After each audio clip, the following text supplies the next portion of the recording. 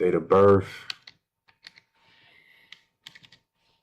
10/24/1996. 96. Top 5 ways the Spurs can win a chip next year. Honorable mention, before we get to the 5, is Mitch Johnson stops taking his end of third quarter edibles, which prevent him from keeping a lead. We see it every time. He goes into the locker room after the third quarter, he pops a few eddies, 1, 2, maybe 3, depending on how he's feeling that day, and they're always around 50, 40 milligrams, and he always comes back out, high as a kite, and he just can't keep hold of the fucking lead because he's looking at the goddamn scoreboard, not remembering that he was just up in the previous quarter, and he's saying, wait a minute, we're making a comeback. Let's keep going. So he's not paying attention to what the fuck's going on and changing anything to help it. Now for number 5. Now, this one sounds a little complicated and complex, but it will work, trust me. The San Antonio Spurs file for bankruptcy and say they have no money and are absolutely broke, and so the NBA has to take over and pay De'Aaron Fox's guaranteed 4-year, $229 million contract. Yes, you heard that right, $229 million.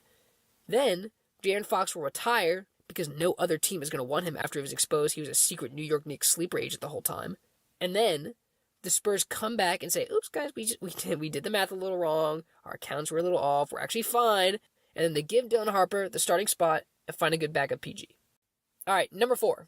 Brian Wright, San Antonio GM, goes to Mike Schmitz, the current Mavericks GM, blackmails him, holds him hostage, and threatens his family in order to force him to trade for De'Aaron Fox for every Mavericks first-round pick of the next 5 years and Cooper Flag.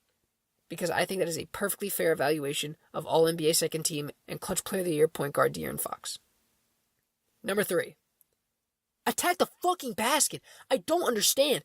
Why is Wemby not getting good quality looks at the rim? The one time you guys did it right, you won the fucking game. He had 32 on 60%. I don't get it. Obviously, Wemby's going to attack the rim at some point. He's 7'5". But I don't understand why there's not more plays. In the game you won, you didn't play with double screens that got him to the rack and got him a good quality look. Because unfortunately, Sassy Cat was actually playing good defense for once in his life and was locking in. And obviously, you can only do so much against someone 7'5", but he was doing a decent fucking amount. You lost.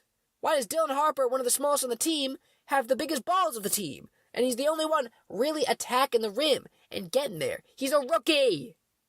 The fuck are you guys doing? De'Aaron Fox. God damn. Step a few inches forward. Fuck. Please. Number 2. This one is my personal favorite because I think it has the most potential to work, but it's at 2 because I understand that it might be a little unreasonable. Wembanyama starts an OnlyFans in order to generate enough money to pay off the refs, just like OKC did this past season, so there is never any chance of another team beating them for the next 10 years. Think about that. That's genius, I feel like. Think about it. They get the money, they pay the refs off. Think about how that could have been different. Jalen Brunson, did you just breathe on Wembanyama's knee? I know that's literally at your head. But did you just breathe on it? That's a foul. Cat. Did you just shift your hips towards Wemby? Another fucking foul. Get out of my face. Mike Brown, did I catch you fucking smiling?